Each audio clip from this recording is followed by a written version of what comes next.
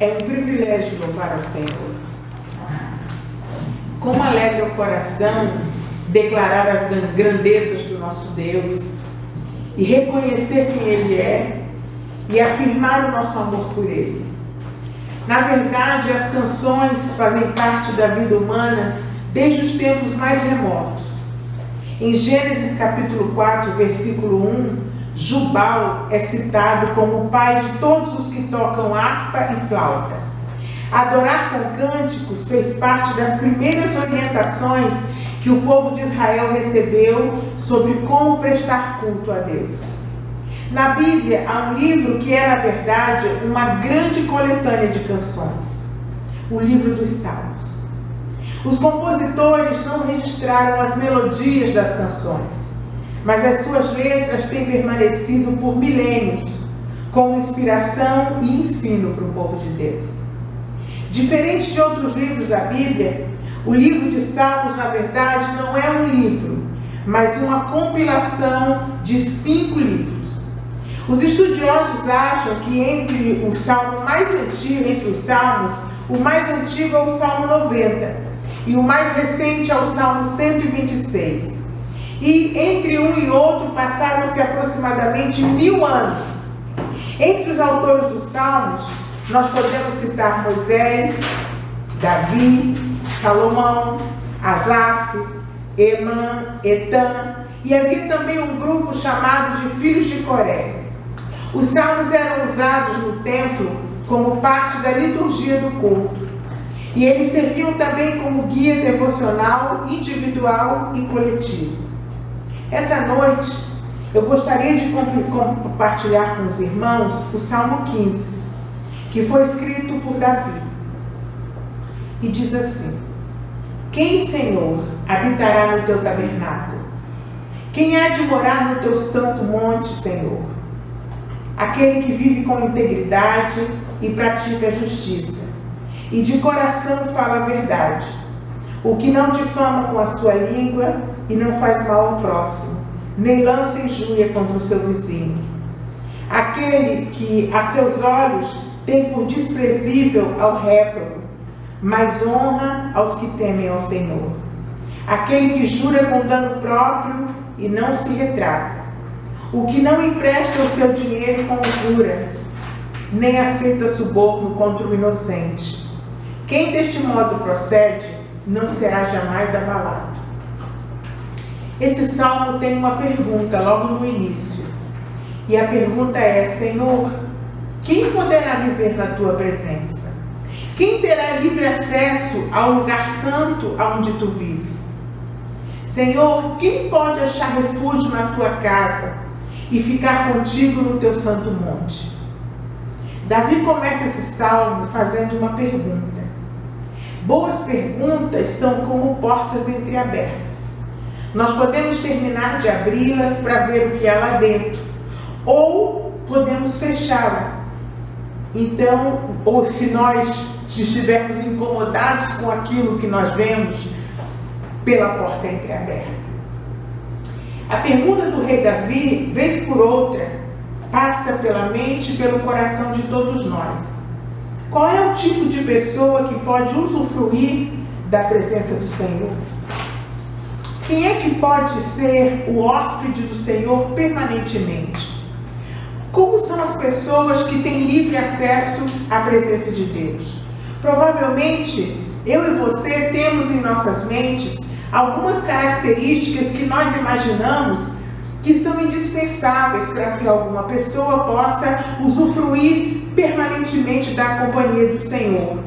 Talvez as pessoas que vão ao culto todas as semanas, talvez aquelas que contribuem fielmente com seus dízimos e ofertas, talvez pessoas que ajudam os mais necessitados, talvez aquelas que leem a Bíblia todos os dias, talvez aquelas que oram muito, aquelas que são fiéis. Mas cabe fazer um alerta. Nós não estamos falando aqui em fazer coisas para Deus com a intenção de receber a salvação ou qualquer outra coisa em troca, porque nós já sabemos que não há nada que nós possamos fazer que seja capaz de nos tornar aceitáveis diante de Deus.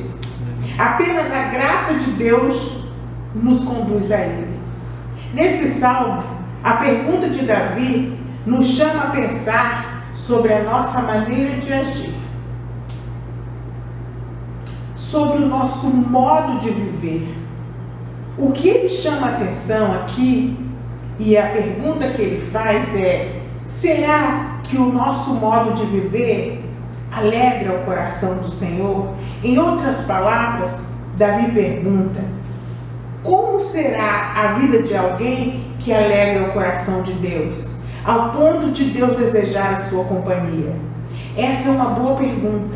E o salmista não só perguntou, como ele também respondeu. A resposta dele foi bastante prática e fala de 4 importantes áreas de nossas vidas: nossas atitudes, nossas palavras, nossas convicções e a forma como lidamos com o dinheiro. Assim, Davi afirma que alguém que alegra o coração de Deus, ao ponto de Deus desejar ao estar com ele todo o tempo, versículos 2, 3, 4 e 5. Em primeiro lugar, vive com integridade. Segundo, pratica a justiça. Terceiro, fala a verdade. Quarto, não difama. Quinto, não faz mal ao próximo. Sexto, não lança injúria. Sétimo, sabe censurar quem pratica o pecado ao invés de passar a mão na cabeça, não é? Oitavo, elogia os que são fiéis ao Senhor. Nono, cumpre suas promessas, mesmo com prejuízo próprio. 10º, não empreste dinheiro com usura. Em outras versões, não empreste dinheiro a juro. E 11º e último, não aceita suborno. Mas hoje, nós vamos nos deter apenas na primeira dessas 11 formas de viver que alegram o coração do Pai. Nós vamos falar sobre integridade. Integridade é uma palavra de origem latina. E assim como palavra, talmente usada no texto original, tem um sentido de inteireza, de completude. O dicionário diz que integridade é o estado ou a característica daquilo que está inteiro, que não sofreu qualquer diminuição. O autor do livro A Crise de Identidade diz que a integridade é para o caráter de uma pessoa o mesmo que a saúde é para o seu corpo. Uma pessoa íntegra é uma pessoa que não está dividida. É uma pessoa que não se torna vítima de duplicidade. É uma pessoa que não tem duas caras. Por exemplo, é uma pessoa que não tem uma cara para apresentar ao irmão e outra para apresentar no seu local de trabalho.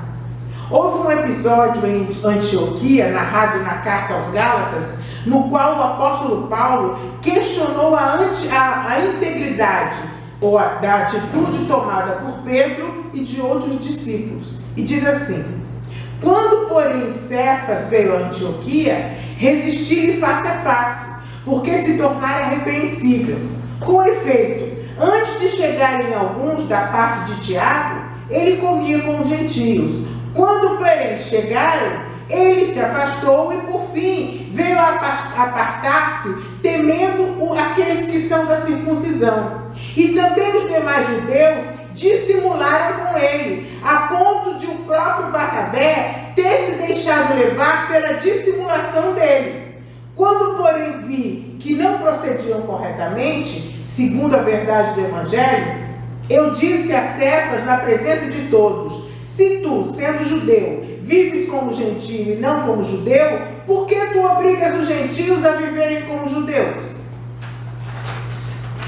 Uma pessoa íntegra não é fingida, não se torna vítima da hipocrisia, não apresenta uma imagem falsa sobre si mesmo, não finge fazer algo que na verdade não faz. Pessoas íntegras são honestas e leais consigo mesmas, com os outros e, sobretudo, com Deus. Há um texto em que Jesus fala dessa integridade. Está lá em Mateus 6, versículos 19 a 24. E diz assim: não acumuleis para vós outros tesouros sobre a terra, onde a traça e a ferrugem corroem e onde ladrões escavam e roubam.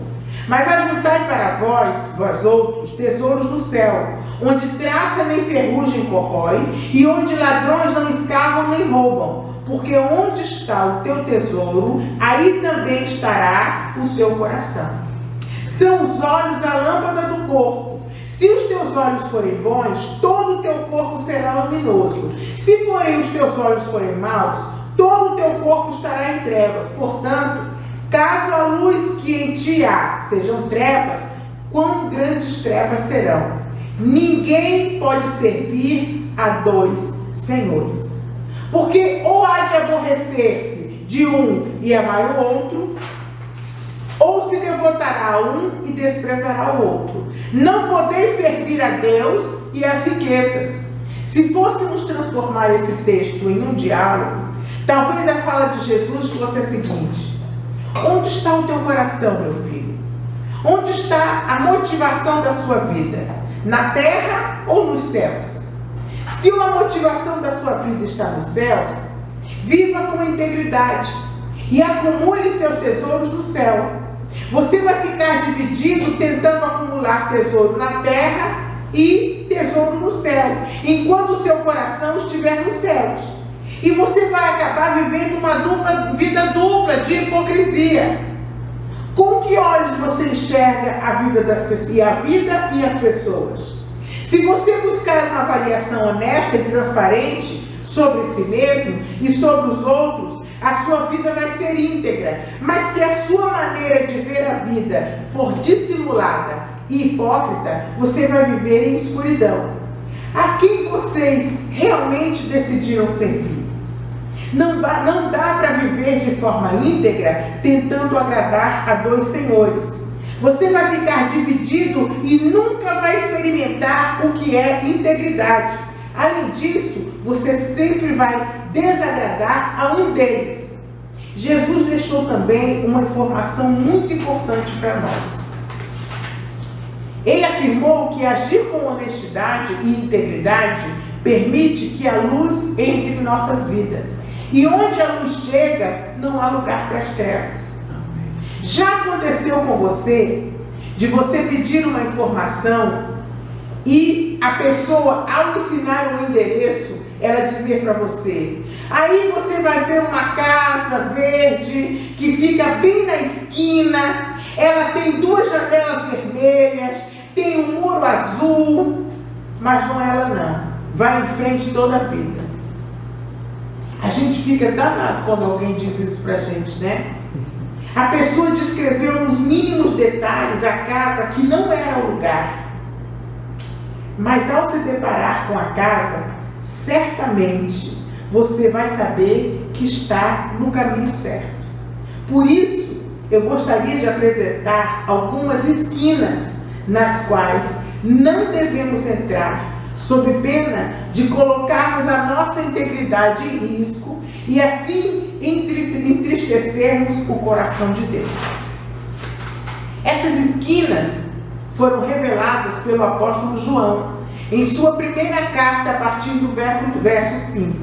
Em 1 João 5, ora, a mensagem que da parte dele temos ouvido e vos anunciamos é esta: que Deus é luz e não há nele treva nenhuma.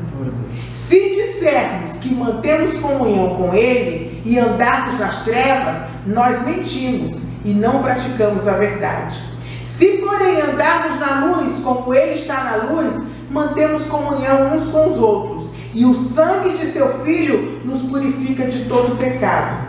Se dissermos que não temos pecado nenhum, nós nos enganamos a nós mesmos, e a verdade não estará em nós.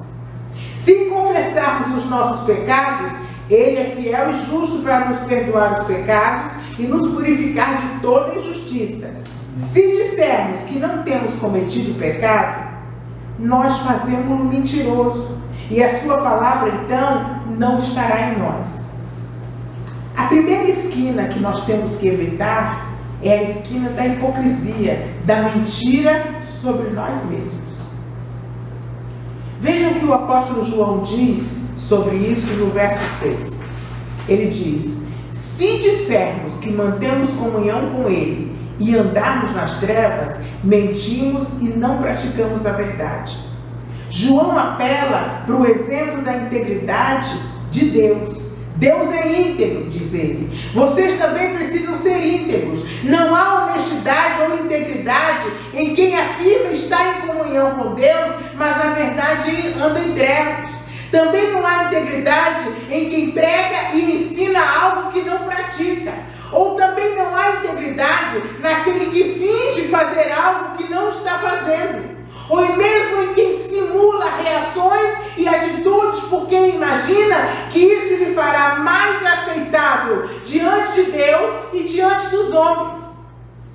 Ele está nos dizendo que muitas vezes nós vivemos com uma grande máscara, para que nós sejamos aceitos pelas pessoas, e nós pensamos que mais aceitos por Deus, muitas vezes nós dissimulamos na frente das pessoas. A esquina da hipocrisia nos afasta do caminho da integridade, do caminho de Deus para nós, e entristece o coração do Pai. Mentir a nós mesmos sobre quem nós somos é uma esquina que nós não devemos cruzar.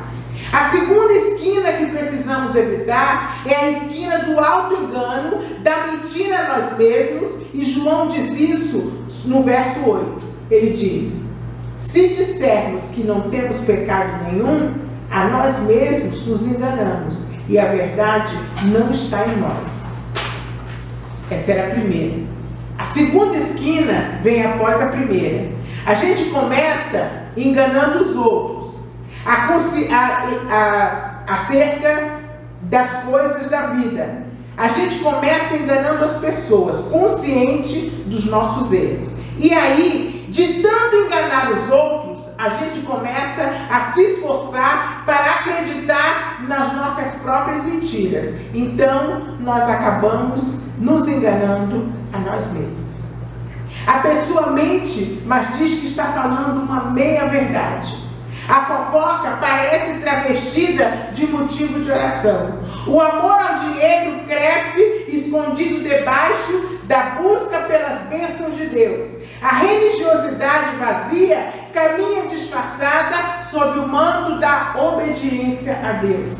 Nós mentimos para nós mesmos quando não somos íntegros o suficiente para pedir a Deus que sonde o profundo das nossas almas e nos revele quem realmente nós somos. Em vez disso, nós mudamos os nomes dos nossos pecados de modo que eles não nos incomodem tanto. A esquina do auto-engano nos afasta do caminho da integridade e entristece o coração do Pai. Temos que ter cuidado e vigiar quando estamos sentindo inveja e pedir a Deus que tire a inveja dos nossos corações. Temos que vigiar e ter cuidado quando mentimos para nós mesmos, quando tentamos colocar uma capa em cima de certas coisas que nós deveríamos enfrentar e não enfrentamos, e colocamos uma capa em cima para nós não enxergarmos certas verdades. Depois de dobrar a esquina da hipocrisia e enveredar pelo auto-engano, a nossa integridade corre o risco de ser sepultada na esquina da apostasia. Isso acontece quando nós resolvemos convencer Deus de que a nossa vida de enganos, na verdade, não tem tanta importância. E que Ele, o Deus totalmente íntegro, não precisa preocupar-se com a nossa falta de integridade. Que Deus vai aceitar a nossa falta de integridade numa boa, porque afinal de contas, ninguém é tão íntegro assim. Veja o que o apóstolo João diz sobre isso no verso 10. Ele diz assim: se dissermos que não temos cometido pecado, fazemo-no mentiroso, e a sua palavra não está em nós. Com muita simplicidade, João completa o seu argumento afirmando que vidas íntegras devem fazer parte da natureza daqueles que foram alcançados pela palavra de Deus. Se formos alcançados pela palavra, não podemos viver divididos, fingindo para todos. Quando escondemos o nosso pecado dos outros e de nós mesmos, e tentamos esconder até de Deus, dizemos que Ele é mentiroso. Deus sabe quem nós somos. Não precisamos nos esconder. Não precisamos fazer como Adão e Eva no jardim, que entristeceram o coração de Deus, quando eles se esconderam de Deus. Voltando à pergunta: Senhor, quem poderá viver na Tua presença? Assim que eu entrei para a igreja, havia uma canção que as pessoas sempre cantavam: Senhor, quem entrará no Teu santuário para Te louvar? Quem tem as mãos limpas e o coração puro, não é vaidoso e sabe amar. Eu era adolescente e eu lembro que eu cantava com uma outra mocinha à frente da igreja. Eu fazia a primeira voz e ela fazia a segunda voz. E aquilo ficou na minha mente por muitos anos. Será que um dia eu vou poder entrar na presença de Deus? Será que a minha vida inteira eu vou ser fiel a Deus? E ao final da minha vida, será que eu vou ter as mãos limpas para apresentar a Deus? Com o passar do tempo, aquela música foi embora da minha mente. Eu não me preocupei mais com ela, mas agora eu voltei a me preocupar com ela. E a pergunta voltou a martelar a minha cabeça: Senhor, quem poderá viver na Tua presença? Quem terá livre acesso ao lugar onde Tu vives? Quem pode achar refúgio na Tua casa e ficar contigo no Teu santo monte? Nossa caminhada hoje à noite começou com o Salmo 15, escrito por Davi. E a pergunta que ele fez: como é a vida de alguém que alegra o coração de Deus ao ponto dele desejar a sua companhia? A primeira resposta de Davi foi que a vida dessas pessoas é vivida com integridade. São pessoas honestas com os outros, honestas consigo mesmas e, sobretudo, honestas com Deus. A integridade alegra o coração de Deus. Pode ser que hoje a luz da palavra de Deus tenha começado a entrar pela fresta da porta da minha e da sua vida e esteja nos revelando quem nós somos de verdade. É preciso que a gente sempre peça a Deus para nos sondar, para nos ajudar, porque quando a luz bate em nós, as trevas, elas não ficam. Ouça o que o apóstolo João disse no versículo 7. Se, porém, andarmos na luz, como Ele está na luz, mantemos comunhão uns com os outros, e o sangue do seu Filho Jesus nos purifica de todo o pecado. Corra para aquela luz que é Jesus. Jesus é a luz do mundo. Corra para Ele de braços abertos sempre. Confesse, que nós possamos confessar os nossos pecados todos os dias. Que nós possamos ser curados por Ele todos os dias. Sabe qual vai ser a reação do Pai? Se nós fizermos isso sempre. Se todas as vezes que nós errarmos, se todas as vezes que nós nos sentirmos um pouco distantes dEle, nós corrermos para essa luz e para os braços dEle, primeiro Ele vai abrir um grande sorriso de alegria para nós, porque nós decidimos pela integridade. Depois Ele vai cumprir o que Ele prometeu através da sua palavra, que diz: se confessarmos os nossos pecados, Ele é fiel e justo para nos perdoar os pecados e nos purificar de toda injustiça. Então, depois disso, nós vamos poder responder aquela pergunta que Davi fez e vamos poder estar com Ele. Quem entrará no teu santuário para te louvar?